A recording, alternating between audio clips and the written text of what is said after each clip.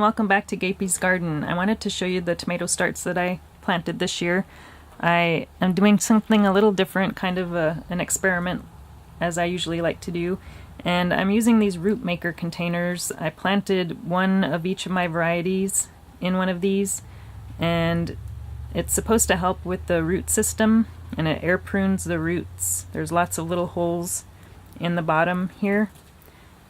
And one thing that I've noticed is that these dry out really fast.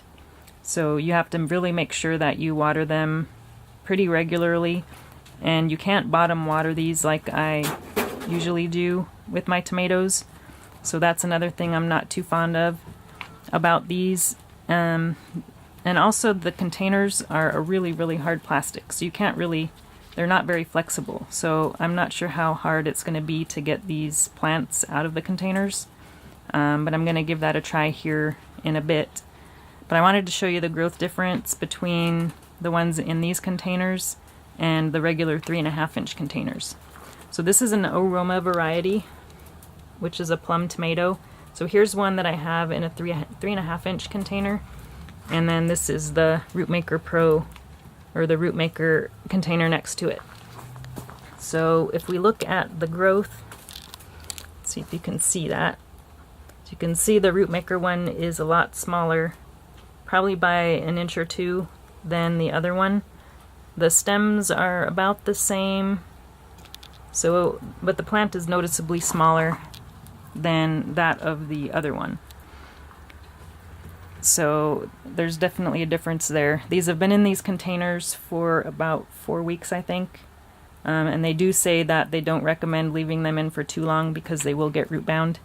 So they're probably pretty close to being root bound, but I'm going to take one of these out and show you what the roots look like. Alright, so let's try and get this out of here and see how the roots look.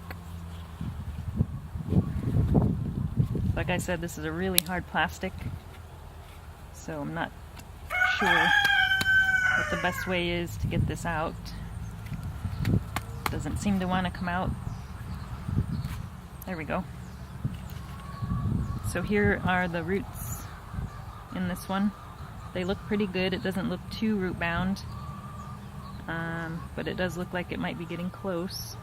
So we want to get this planted probably as soon as we can. So will I use these again? Probably not.